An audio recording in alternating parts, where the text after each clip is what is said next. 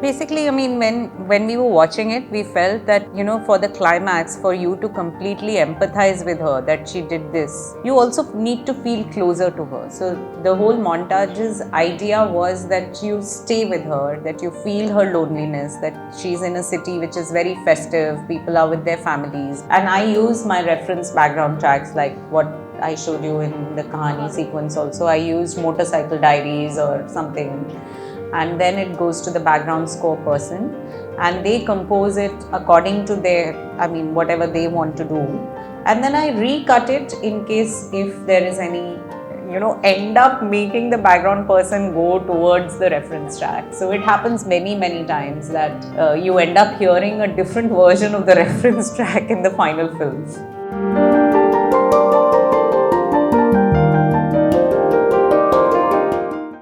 Yeah, so we made all this from all the footage that we had. So this was an unplanned kind of thing, but just an example of how editing can really, put things together and make you feel something, hopefully.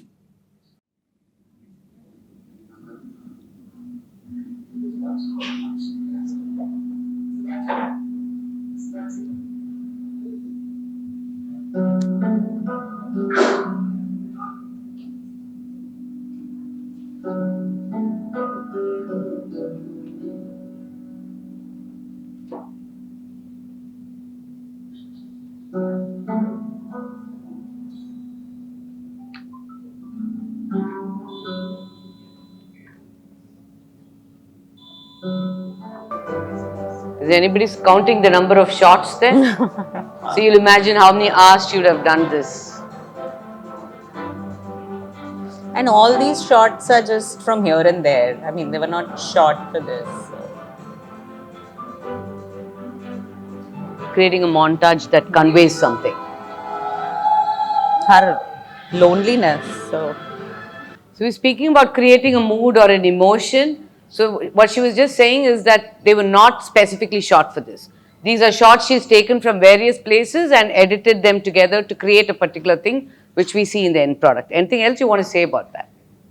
basically, I mean, when we were watching it, we felt that, for the climax, for you to completely empathize with her, that she did this, you also need to feel closer to her. So the whole montage's idea was that you stay with her, that you feel her loneliness, that she's in a city which is very festive, people are with their families, but she's alone and she's just wandering around like that. So that was the idea. So we did this.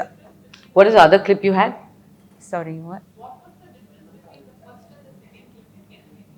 I mean, the first one is what is from the offline, what we called offline edit, which is why you couldn't probably hear it also very well. It is the music that I had put from here and there. The computer did not have any material in it. The picture was not color corrected. How we included Shruti's character, which is Anushka's character, came off as equal as Bittu's character, which is Ranveer. So this is also a montage that we put later. It was not in the script, and something that we also shot later after we had done a lot of the edit.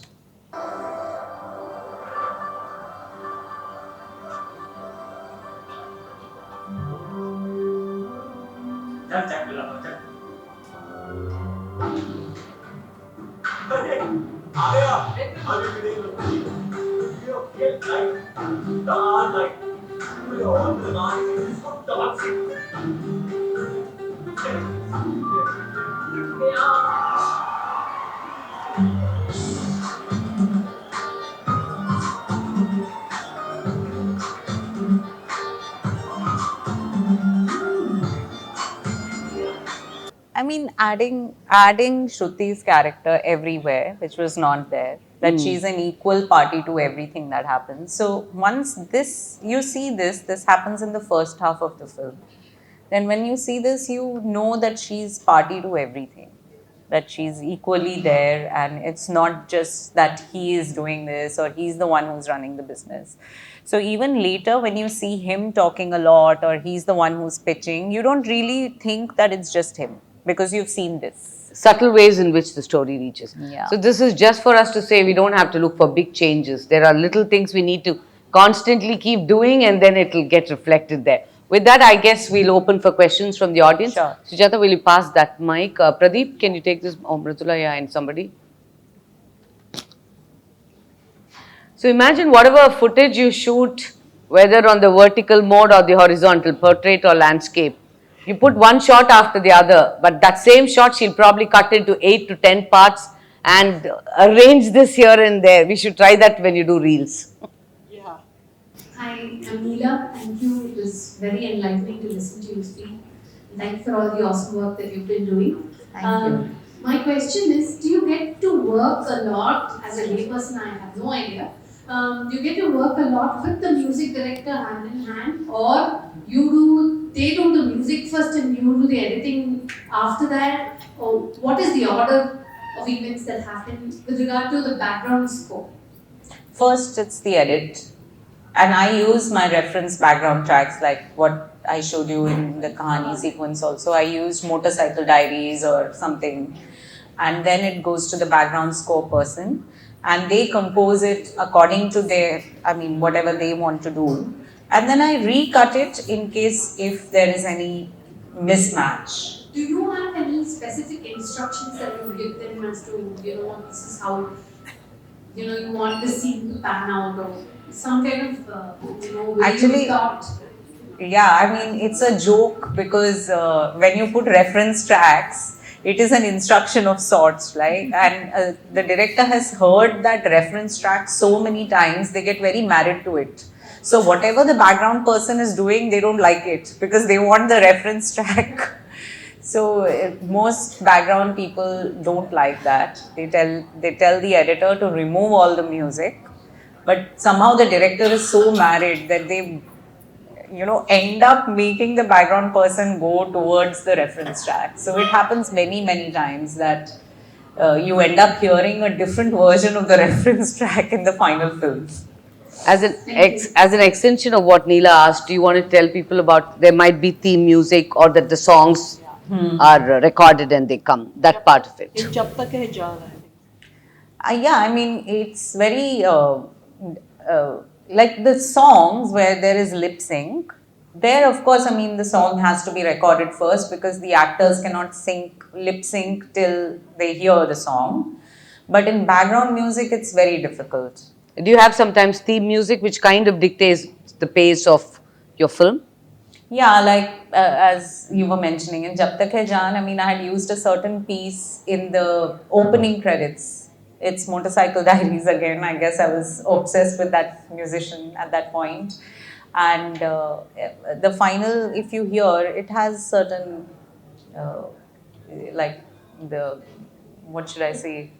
memory of that track.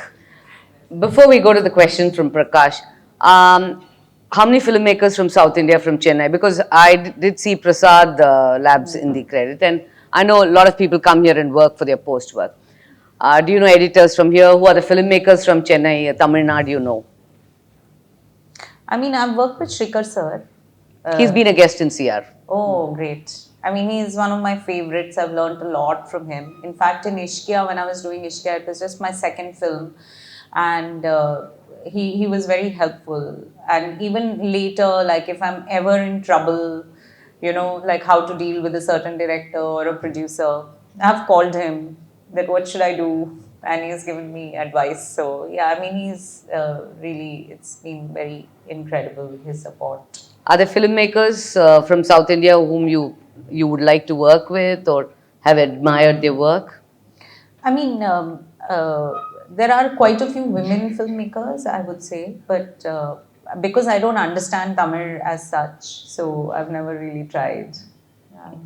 Yeah, but if there's a question in Tamil, we can still translate. My name is Prakash. I'm a journalist and critic. I watched it all in full. Hold it closer. I watched it all in full. And Thank you. Episode or two, I had to watch it again to understand it better. Oh, Hats off to you, it was well done. thank you. I have two small questions. First question being, from the total presentation, I could infer that it was Javed ji who proposed the partition and partnership. Yeah. And Shylaja was at the receiving end. Yeah. What's your take on that? Question number one. Question number two is, these two angry men were instrumental in creating and crafting after conceiving the angry young man who was obviously evidently Big P. In fact, there were quotes from Big P, but nothing related to the molding of the character. It was this duo who created the character, a angry young man. But he didn't come up with any points of reference as to how he molded himself. Angry man Vijay. Vijay was most of the character names. So would you throw light on these two small questions? First one, yes. I mean, it was Javed Saab who proposed the breakup, and that is how it happened. So you've inferred it right. I think it's quite clear also. I mean, he talks about it that he was feeling a certain fatigue and he was feeling a certain sameness in their work, which is why he wanted to move on. And actually, Mr. Bachchan, we shot during the pandemic. So I'm not present there while shooting with him. So we've shot him virtually, which is also the reason I couldn't push him or I couldn't really ask any, I mean, beyond a point because I was not present there. And in fact, if you see, it's the only interview where he's directly looking into the camera. It's the only place where I was not present. But there were certain things that happened due to COVID.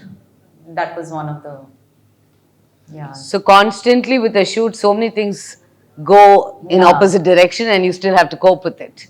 Yes. Excuse me. I'm Valika Lakshmi. Hi. I just want to ask whether the separation happened because of after the Ganga Jamuna Saraswati or whatever, which was a great fiasco, and lot of films of theirs started failing, which they have never faced in their initial. Yes. Was it the main reason for their separation? Or you have not elaborated on that? I mean, that was one of the reasons that contributed to it. But I think when two people separate after a long creative collaboration, it's not just one reason. I mean, there are many things that go together. It's almost like a marriage breaking up, right? It is like a divorce. Yeah, so you can't say in one line what caused this divorce. I mean, so it's like that. So, of course, there was failure. Of course, there was also the fact that they were feeling a certain sameness in their work. So, I guess many such factors. I'm just saying what drama catches everybody's attention there. Yeah. And Javadji, I think, went through I mean, work divorce as well as personal divorce at that point of time. Both of them, in fact. Both of them. Both of them got remarried around the same time and broke up around the same time. So, yes, any other questions? I do. I have two questions, two short ones. Can you just raise your hand? Yeah. One is, how much of the shooting do you actually watch as an editor? Not you, but in general, do editors watch? I'm sure they don't sit through every take, but do you watch any at all? That was question number one. And the second question, while making this documentary, did you have any kind of template? Because pardon my ignorance, I don't know if there is any other documentary about a filmmaker or about people in the film industry. It's easier to make things on, giants. Like if you were to do something on Ratan Tata today, there'd be no problem at all. But to find enough substance to put into something like this takes a lot of thinking. So did you have some template or some reference, or how did it all happen? first question, I watch every single take. And I think a lot of editors do. I mean, I can't speak for everybody, but I watch every single take. No, Because you mean on the table, or on did the you ask in the editing shoot? On the editing table. No, I meant on the shoot. So if you're going on the shoot, then you do. But I personally do not like to go on shoots, though I have been on many shoots, but I do not like to go on shoots because that virginity goes away. When you see something on the screen, you see it as just that, right? When you're seeing the shoot, you also see how difficult it was to take the shot, how many takes it took, the actor was not feeling up to the mark, or the camera was not reaching. I don't want to concern myself with these things. I really want to just see the take for what it is. So I prefer not to be on shoots as an editor. As a director, you have to be on the set, right? And secondly, for me, there was just one reference. There's a documentary called Quincy on Quincy Jones on Netflix. which I have always been very fascinated by. Quincy Jones is the music producer of Michael Jackson, and he's discovered so many talents, including Will Smith or Pravin Free. So he's a kingmaker in that sense. And it's a very, very personal documentary. It's not, of course, it is about his work, but it is made by his daughter. So it's really about him as a father, as a husband, and that's very moving. Of course, it's a different kind of access when you're a daughter, because she's also shot him when he's had his heart attack, and it is there in the documentary. So of course, I didn't have that kind of access, but for me, that was a very emotional and touching view of a person who's done such great work. So for me it was interesting to see that, okay, they have done all this work and they're known for their work, but who are they as people and as fathers, as husbands? So, speaking of documentaries on film personalities, I think most times, even up Bollywood or North India, they do document a lot more. Like in Tamil Nadu, we often talk about filmmakers like Sridhar and all have not been documented very well. We have one documentary filmmaker who's documenting a lot of artists, and Ramani does a lot of dancers and all these people. Yes, you'll get the mic. So my question is also, is there a change in the way people look at documentaries now because they're coming in mainstream OTT platforms and stuff? Yeah, I would say so. I mean, with romantics, now there are quite is it a good few. change? Yeah, I would say so. Yeah. I mean, I don't know if people still have the appetite for a documentary that is not of a certain kind, which does not have as much background music, which has. Because even this, I would say, it has a certain pace, right? It's made for engagement, but not all documentaries have to be like that or will be like that. So, but slowly I think that appetite is building. Have you worked on other subjects which are not as glamorous or big? Yeah, for me, that House of Secrets, which a lot of people find it very hard to watch, but I think it's a very well crafted and very timely documentary about my mental health. Then I'd done one before that on power cuts called Katiyaba. It's about this guy who steals electricity in Kanpur. So that was also very interesting, but it didn't find the kind of audience, that a filmy documentary finds. So Yes, next question. Yeah. Yeah. No, there are 2 points I want to say. One is an observation, one is a question. okay. The observation is that, I found it very interesting when you said that documentaries you breathe in and, or the fiction you kind of breathe out. And the sequence that you showed here, the Kahaani sequence, which is one of my favorite films, I realized that it is a breathing in, breathing out, Yeah. Because it's both elements of fiction and non-fiction you kind of very beautifully brought in. And also I realized that, listening to you and the main character's protagonist's performance in the film, when it's such a role the editor plays, in terms of performance, accentuating the performance. Absolutely. That's what kind of sensing today very strongly, meeting you and listening to you. That's one thing, and the second one is the question. You said Zoya Akhtar was the one who spoke about this idea. Okay? Yeah. And I was not very sure at what point it translated to be you doing the film. But also the fact that it is Zoya Akhtar's idea proposed. She wanted to make the film. And you're meeting 2 characters who are angry men, okay, but they're also, there is this split with this kind of person, kind of heightened narrative there. So I was wondering, how do you satisfy 3 characters in a narrative, doing a film on them? One is a daughter who is wanting certain kind of film. And there are 2 people who are not in good terms today, maybe, I don't know. Yeah. But how do you come to terms in terms of how the narrative unfolds? I mean, I was also very nervous about this. Honestly, when I took it up, I was like, the producers are family. So is there going to be a lot of censorship? But I mean, because it took this kind of time, it took 3 years and almost 8 months for the documentary to be made. I think there was a lot of time for me to, ease it in. And I honestly, they were really generous with their space. Like they gave me a lot of space. They were not really watching rushes or getting into the edits. I showed them just the final edits, and they had very constructive feedback also. So I mean, as much as I was nervous about it, I didn't feel that much problem at all. At all. In fact, they gave me a lot of space.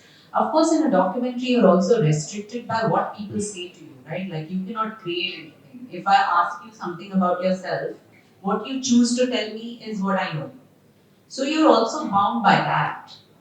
So of course that is there. But other than that, I don't think there was any censorship I faced from any of the families. In fact, I was very nervous that would they be okay with all this personal stuff being talked about. But they were. I guess also because both our protagonists were old, they didn't really care. They don't care about who thinks what about them anymore, you know. Yeah, we all understand that. Progressively liberated. And Ramani, yeah, Mangla. Ramani, I don't think it was just Zoya. The whole lot of them, Salman, say, Farhan, and all of them could be intimidating for somebody else. Yes, Mangla. I read about one woman editor, name was Shylaja. You are the second one. Congratulations. This is not my question. But movies after director, screenplay writer and editor are the more important. And many actors complain their roles have cut out at editing table or something like that. Have got any power to show favoritism and partiality? No, no, I don't think so. I think the only partiality you can show is to the film. The film is above everybody else, and you want the film to work. So, I mean, I find it very like it's very futile when actors say this. They cut me on the screen and they cut me on the table and all that. I mean, if you had not been cut, the film wouldn't have worked. So, you know, I mean, at many places. So, no, I don't think there is any favoritism like that. And between the three, I would say, I mean, between the two, I would say the writer is definitely who starts it all. It all starts with the word, right? So till there is, till there is a script, nothing else can exist. So it is the most important thing, according to me. Any other questions? Hi, Namrata. Welcome. Thank you. I have one question. As a novice, when I watch a movie, I say that's great directing, great choreography, great stunts, great acting. What should I see in the movie to say it's great editing? Because as a novice, I don't get to see it. So, what should I see? Did you get bored or not? I would say. I mean, that is one way. That was there something that was engaging you? That would be it. And were there moments where you felt touched? Of course, I mean, it's very hard to make out. Like, even after I became an editor, it took me a while, like a few years, to understand whether this film is well edited or well written or well directed. You know, it's not so black and white. But yeah, if it is engaging and if it is moving and if it also stops where it should stop, because it is not just pace in terms of speed, it also means because like you have to have the space to absorb some emotion, so things have to slow down also. So does it slow down at the right time? Does it speed up at the right time? I guess that is what. Let me ask my question in Tamil. Please translate. It will dance. Story version from writer to director, அதுக்கப்புறம் it comes to editor, and also the screenplay version.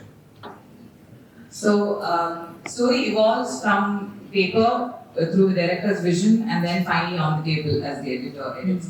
So, have you had instances where it has drastically changed, where it could be something where you added on and the director liked it, or you felt it has to have a different version or a vision and the director or it was too different from what they were looking at? So how have you collaborated with the director? How have you navigated through situations where you felt like, I strongly feel this has to go a certain way, but that was not what the director felt? I mean, both things have happened. both ways things have happened. In fact, my first job, the first ever job I did as an editor, I had just come out of film school and I was changing things so much that the director was so upset with me and he fired me.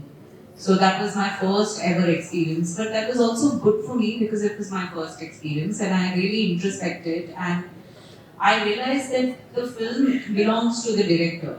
It is his or her vision. And my job is to bring that vision to the best possible, potential. So after that, I've been a little more careful of how I put my point across, not bulldozing through, things. And I've had some really good collaborations after that. So there have been times when I have added things, subtracted things, but I've done it with the director in the know, not like just like a bull in a china shop. Which is what I did probably the first time. I have a quick question. Yeah. Go ahead. It was really fascinating hearing you. I thought it was all about the director, but I just realized how much it goes, editing, how much it goes into the whole feel of the movie. And I think his question answered most of my questions where you can, have you got the liberty to change things? And yes, I know because you may want it to look a certain way, but you have to consider the director's perspective. So what he asked answered most of my questions. And also that Atla Chalo, that tune, I saw there were two versions. One was a typical version and then you had a very modern. Yeah. That was a lovely, did you do that? Did you change the music director did that. Clinton was the musician. And once that idea came that we want to use this song and we want to use Mr. Bachchan's voice for that song, because it is about her loneliness, etc. And then just to modernize it, I guess that's the treatment he did. Thank you. Any other questions? Mittu, you had a question? Last one. I want to, being an editor, going into a stint as a director, why did you opt to work with another editor for Angry Young Men? What were considerations, or was it just, I want to keep it clean and have another energy also come? Because editing is very hard work, it is like you're actually doing some carpentry. And what happens is that there are two aspects to editing. One is micro and one is macro. One is where you're doing the particular sequence, and then the macro where you see whether the whole story is working or not. So when you're editing, you get you're so much into the micro that you need a step back, maybe a couple of days, a few days, a week, to be able to see the macro in its entirety. And I think to have another person, that kind of got distributed. So while she was doing, and she was really good, I was very lucky to have found an editor, Geeta, who was really good. And she was working with the micro and I could just see the macro, So it was a very interesting collaboration that way. I really enjoyed it. Where I'm not doing the construction, but I'm there, So it was very good. I think that is how I want to work. I think this entire journey of yours with Salim Javed for this Angry Young Men, it's immortalized by a documentary, and it has touched, I think, all the ones who've seen it. Are we going to have more parts of the series? No. 3 acts, right? The story finishes in 3 acts. So your body work and your journey fully has been fantastic. So what's up next? Well, I'm looking to direct more, so hopefully next year, let's see. Fiction or non-fiction? Right now, fiction. I want to do both because they really feed off each other for me and I really enjoy both. But right now, fiction. Lovely. I personally have a big appetite more to listen to her. So many things, watch more things on her laptop of how it was and how it became. But also, my appetite is being dragged there. I can see Nina. I think your stomach's growling. No, not growling. The smell of some vadai or something. Yeah, that is true. Thank you so much. It is a pleasure. Thank you so much. It was so much fun. Thank you.